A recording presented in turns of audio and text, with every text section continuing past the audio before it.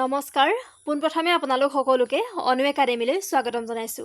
আমি আলোচনা কৰি আছিলো বিভিন্ন প্ৰতিযোগিতামূলক পৰীক্ষাত পূৰ্বতে আহি যোৱা আসাম পলিটি অৰ্থাৎ অসমৰ ৰাজনীতিৰ গুৰুত্বপূৰ্ণ প্ৰশ্নসমূহ ঠিক হেতুৱে আজিও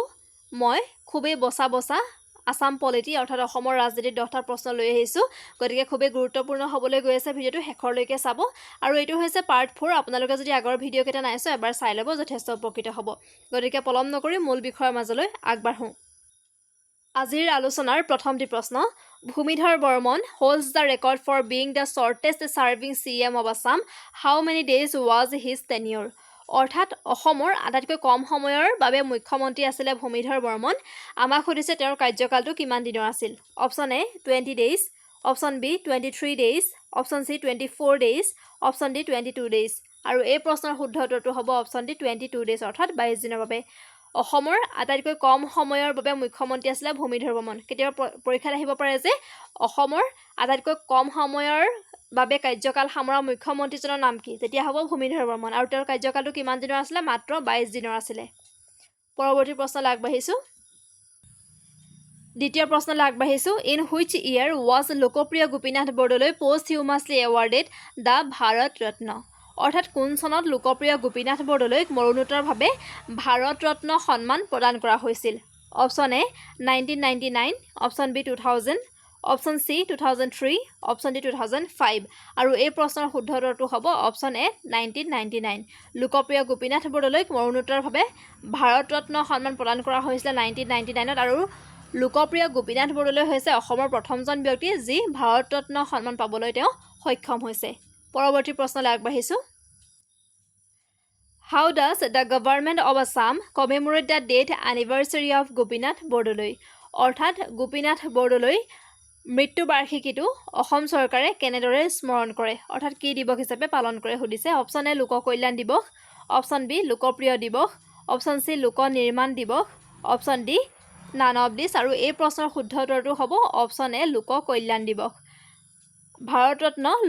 লোকপ্ৰিয় গোপীনাথ বৰদলৈৰ মৃত্যু বাৰ্ষিকীটো অসম চৰকাৰে লোক কল্যাণ দিৱস হিচাপে পালন কৰে কোন তাৰিখে পালন কৰে সুধিব পাৰে 5 August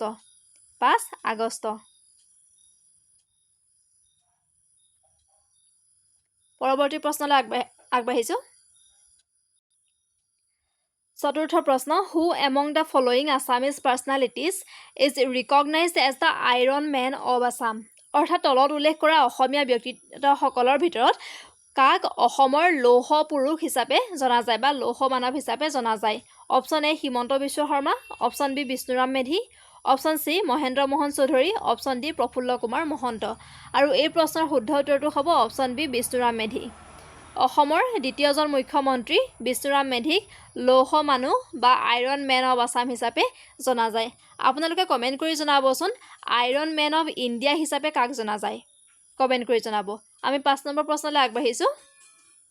During the tenure of which Chief Minister of Assam was the first 5-year plan initiated অৰ্থাৎ অসমৰ কোনজন মুখ্যমন্ত্ৰীৰ কাৰ্যকালত প্ৰথমবাৰৰ বাবে পঞ্চবাৰ্ষিক পৰিকল্পনা আৰম্ভ কৰা হৈছিল option A Gopinath Bordoloi option B Bishnuram Medhi option C Bimala Prasad Chaliha option D Mahendra Mohan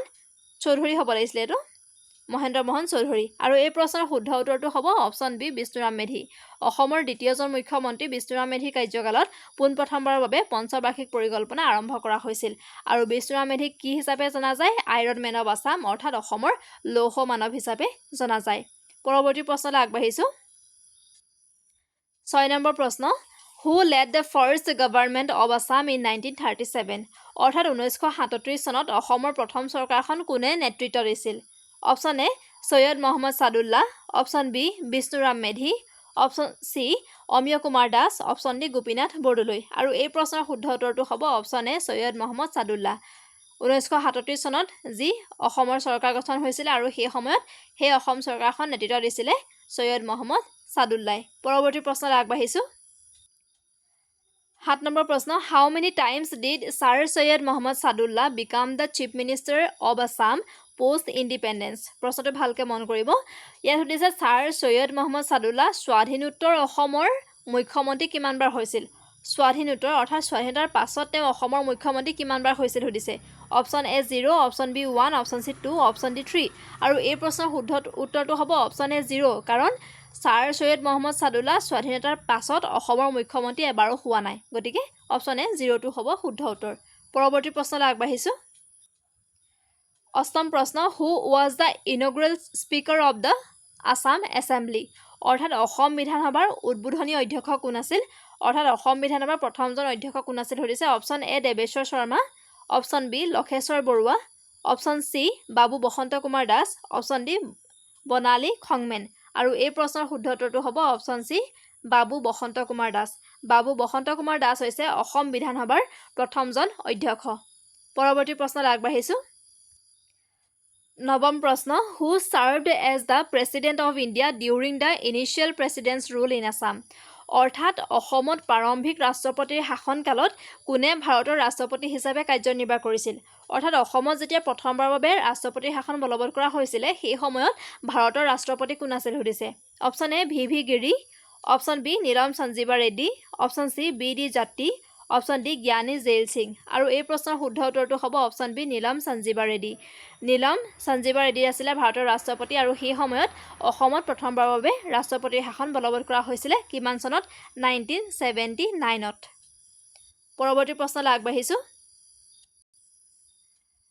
Which of these former chief minister of Assam held the position until their death? আজিৰ আলোচনাৰ শেষৰটি প্ৰশ্ন ইয়াত সুধিছে যে অসমৰ প্ৰাক্তন মুখ্যমন্ত্ৰীসকলৰ ভিতৰত কোনে মৃত্যুৰ আগলৈকে এই পদত অধিষ্ঠিত আছিলে অৰ্থাৎ তেওঁ মুখ্যমন্ত্ৰী হিচাপে কাৰ্যনিৰ্বাহ কৰি থকা সময়ছোৱাতে তেওঁৰ মৃত্যু হৈছিলে কাৰ option A Tarun Gogoi option B Hiteswar Saikia option C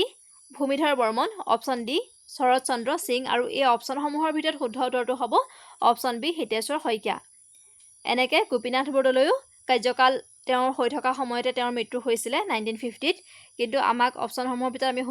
শুদ্ধ উত্তৰটো বাছি উলিয়াব লাগিব গতিকে শুদ্ধ উত্তৰটো হ'ব হিতেশ্বৰ শইকীয়াও 1996ত তেওঁ যেতিয়া অসমৰ মুখ্যমন্ত্ৰী হিচাপে কাৰ্যনিৰ্বাহ কৰি আছিলে সেই সময়তে তেওঁৰ মৃত্যু হৈছিলে গতিকে অপশ্যনসমূহৰ ভিতৰত শুদ্ধ উত্তৰটো হ'ব অপশ্যন বি হিতেশ্বৰ শইকীয়া আজিৰ আলোচনা ইমানতে সামৰিছোঁ আপোনালোকে কমেণ্ট কৰি জনাবচোন এই আলোচনাৰ জৰিয়তে আপোনালোক উপকৃত হ'ব পাৰিছেনে আৰু ভিডিঅ'টো যদি ভাল পাইছে অনুগ্ৰহ কৰি লাইক শ্বেয়াৰ আৰু কমেণ্ট কৰি দিব আৰু এতিয়ালৈকে যদি আমাৰ চেনেলটো ছাবস্ক্ৰাইব কৰা নাই ছাবস্ক্ৰাইব কৰি দিব ধন্যবাদ